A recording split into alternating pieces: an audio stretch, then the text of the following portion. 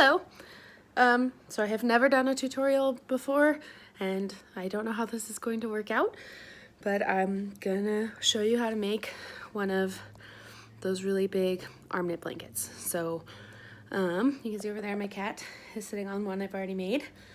They're big and chunky and super beautiful and very, very soft. I tried doing it on my arms, but you can see they're very, very big loops because the yarn is so thick. Turns out my arms are not equally sized across the board, so I decided to find a pattern that was across the floor, which is what I will show you how to do. So here we go. What I did was vacuum, and clearly there's still Christmas tree everywhere in my house, so that's not going to do too well.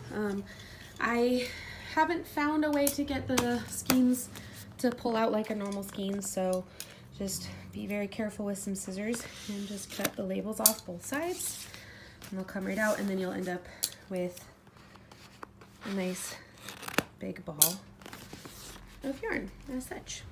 And then your tail will just untwist as such. The first thing you're gonna wanna do is make a slip knot. And my aunt taught me how to make a slip knot, so I honestly don't know if this is the best way, but this is just the way that I know how to do. So you're going to take the yarn in your hand and loop it around so you get a little X. So if you make a peace sign, you grab the bottom, the short end, if you can see this, the short end like that in your hand, go over and then make an X on the front. And you're gonna go through that little hole and reach to the back one like that, and then pull it through, and that will make your slip knot.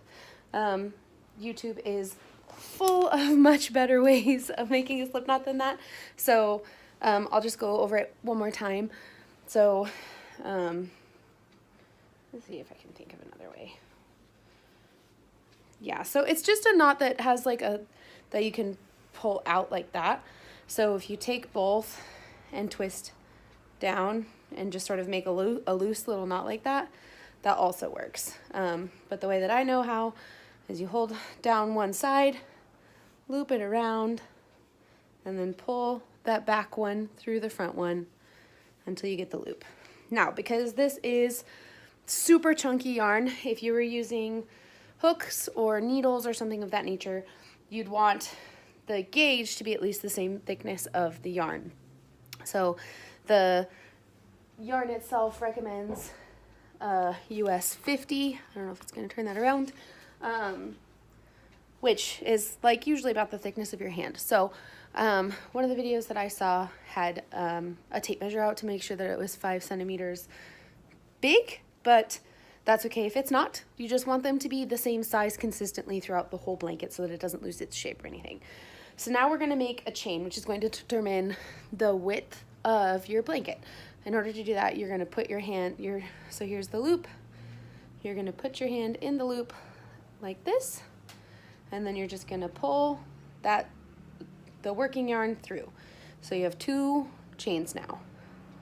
Then you're just going to go as many times as you want to get the desired width that you want. So you just keep pulling through. It's kind of hard to see, but you want them to be roughly the similar size. So you can see I've got 4 on here.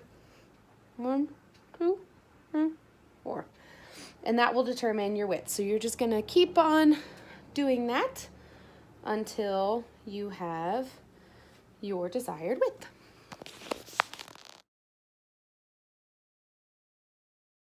So I finished making my chain, and it's got about 23, I think, in it. And the next thing we're gonna do is work on making the knitting part, because this is basically just a crocheted chain. So with your working yarn, you're going to make a loop in every one of the chains that you have going throughout the whole base row. So starting with the open loop, you're going to take the yarn and loop it up like this so that it sits up about the same size loop that it was just in. I don't know if you can see that. And then you're going to go straight to the next one. So here's that one on the end with the loop. This is the next one. You're going to look for the humps, the top humps, and you're going to pull that through so that it's roughly the same size as the one before. And you're just going to continue doing that all the way down the chain.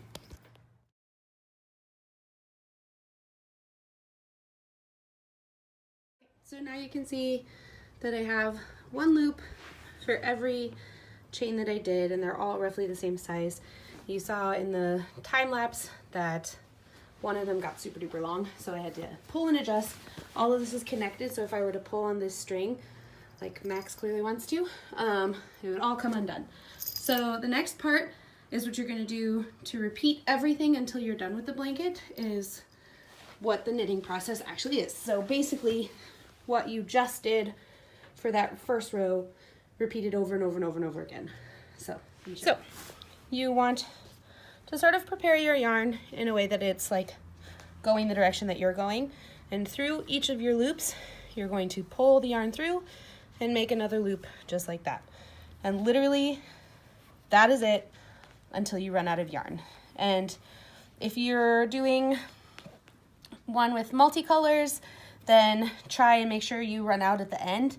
And if not, just undo a row so that you can have a finished end, or don't. You can have mismatched stripes in it. It doesn't really matter, but that's basically all you have to do is put your fingers through the loop, grab the yarn, and pull the yarn through to make another loop. And you'll just keep going more and more and more until it's the size of queen size bed.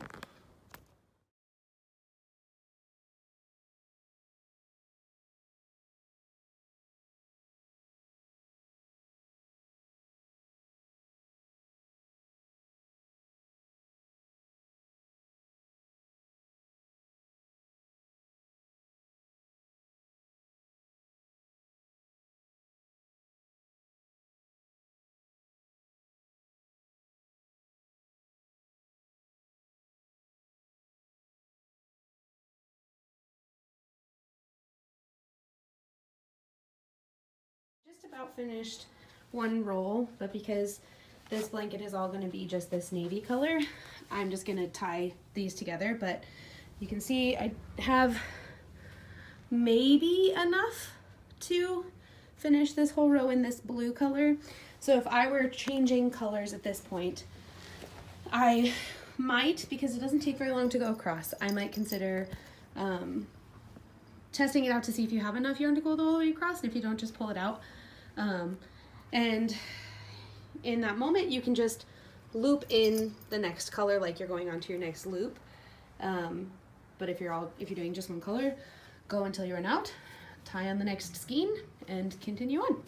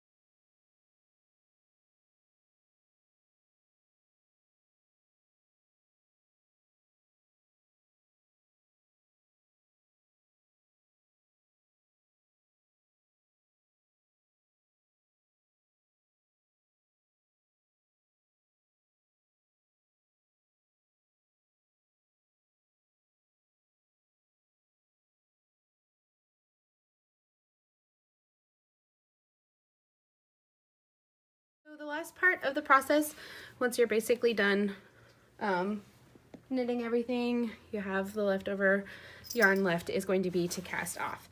So to cast off, you're going to take your end loop, pull it through once like normal, and then this time you're going to loop them on top of each other like that, and then pull through that loop, and that loop you're going to do the same thing across the whole rest of the board. So that new loop that you have, put it on top, grab the working yarn, And just do that for the rest of your chains. And I might not have enough to go all the way down. I don't think I do.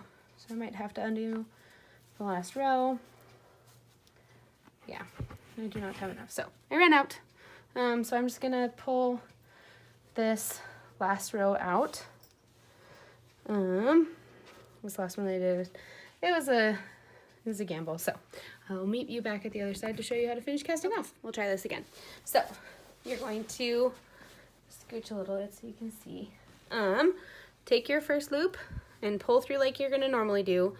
And instead of continuing on that side, you're gonna place that loop on top of the next one, pull the working yarn through that, and then continue in that fashion. So now that loop that you have in your hand is gonna sit on top of the next loop that you would normally be stitching, and you're gonna pull through as such for the rest. Now, if you make this too tight, it'll make the top of your blanket bunch up, but if you make it too loose, it might not look finished. So you wanna just try and maintain the same tension that you've had for the whole rest of the blanket. So like match the sizes of the yarn as you go. So pull it through, place it on top of the next hole, pull it through, etc. Okay, so your finished edge should look like this. It'll have a little ridge to it. It's fine, it's normal. You'll end up with one loop like this, and you're gonna wanna make another slip knot. So this is about as much working yarn as I have left. So, sorry for the bad shot. Just pull it through, and what you wanna do is just pull it taut to make a nice knot, like that, so it's not gonna come undone. And then you wanna take like maybe a foot of this yarn and sort of weave it into the ends. I'll show you how to do that in a second. I just gotta set this up. But then, yeah, that's pretty hard to see with this blue, but the back of your blanket is gonna have a whole bunch of bumps on it. I don't know if you can see, like right here. So you'll just want to go in various parts of the blanket. I'm gonna trim my excess a little bit. And just weave in your ends, like right there.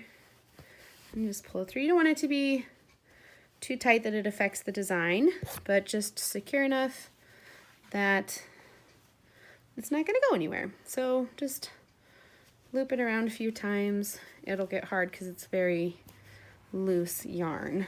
I'm just gonna tuck it back up in this one.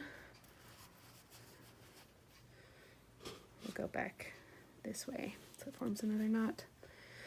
And then, yeah, once you're satisfied with how far it's in there and trimmed, cut your tail off. If you changed colors, now would be a good time to go back through and trim up the ends of the colors that you added, and you'll go back to the bottom and pull it out.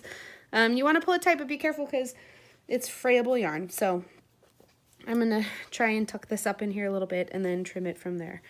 And yeah, that's how you make these big old knit blankets. You did it.